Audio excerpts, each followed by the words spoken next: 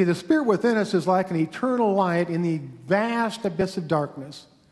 But no matter how dark it is, no matter how much the darkness spans out, no matter how desolate it might seem, that darkness can never overcome the light. The light is always there. It is the light of Spirit, the Spirit within you. And nothing can defeat that. When we keep our focus and our attention on the light of Spirit, we have faith, and with faith, as Jesus said, we can move mountains. Now, he didn't literally mean move mountains, but he said we can move those challenges and problems that seem mountainous before us. We can move this. We can say, go mountain, and the mountain will go. You know, the Bible is a wonderful source of stories, inspirational stories that have great lessons that we can learn from. The stories in the Bible aren't meant to be taken literally, but to be taken allegorically, like Jesus' parables. They're not factual stories, but they're stories that have a lesson weaved within them. And such is the story of Job. Job was a good man, a righteous man. He had a good family. He treated other people nice. He was a generous man. He had amassed a great fortune, and his life was just wonderful. One day, God and Satan were sitting up there looking down at Job, and God was kind of bragging a bit about what a good man he was and how Job never, ever lost his faith in him. And the devil said, well, that's because he's got everything. What if he didn't? You think he would still have faith in you, God? And God said, let's find out. Satan, you go out there and you take everything that Job has. I give you full reign. Take everything the man has, and we'll see if he maintains his faith in me. So the devil went to work. He called on the enemy to come in and kill all of Job's workers and steal all of his livestock. The devil called on a great storm to crash down a house where Job's children were, and they were all killed. The devil struck Job with a disease, and he broke out with sores all over his body. The devil convinced the people looking on that Job must be a bad person to have all these bad things happening to him, and God was punishing him, so he lost his support system. And there he was. Job had absolutely nothing. He lost his family, he lost his health, he lost his wealth. He was just sitting there in dire despair. And he didn't like it. He became mad, he became resentful. He turned on God, his faith withered on the vine. But still, there he sat in his misery and despair.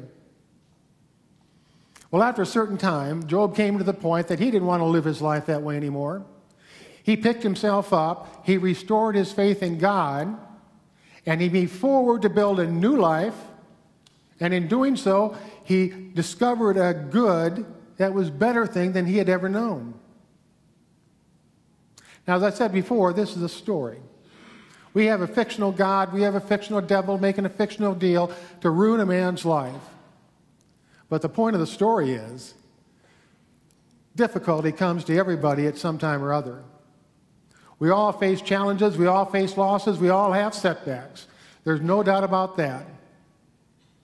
In the story, metaphorically, Satan represents all those negative thoughts, like defeat of the spirit, like anger, like resentment, like hopelessness and helplessness that keep us down. In the story, metaphorically, God represents optimism, confidence, vision to pick ourselves up and move forward to the life that we want to live. And as the story ends, when we place our faith in the good, when we place our faith in Spirit, all things can be ours. It's just managing to keep our focus, to keep our attention on what we know will produce good results in our life. Now, there's two beautiful things we've covered today. The first is, life is an equal opportunity employer. The principles of life apply to everybody. Nobody is excluded. And when you move into a challenge or a problem of any sort, if you think you can't manage it, you can't. That's all there is to it. If you think you can manage it, you can, and that's all there is to it. And the beautiful part of that is you get to choose. You get to choose what you're going to think. You get to choose I can, or you get to choose I can't. I can find pleasure in my world versus I can't find pleasure in my world. I can love this person versus I can't love this person. I can find peace of mind versus I can't find peace of mind. The choice is ours. That is the freedom, that's the liberty, that is the inherited right that we have as human beings sitting here. We have the power to choose, and there's nothing out there. There's not a person, there's not a place, there's not a thing. There's nothing out there that can take away your power to choose. You have faith in that. You have this faith spirit within you, and you'll go forth, and you'll climb the mountains, and you'll go through the valleys, and you will realize a life that is exactly what you want to live. So as we move into meditation this morning, I just want you to stop and think a little bit about that power you have.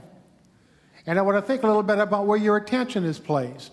Is it placed on faith, or is it placed on failure? Is it placed on faith, or is it placed on fear? Is it placed on faith, or is it placed on futility? And know in your heart, with faith, all things are possible. We'll now move into meditation.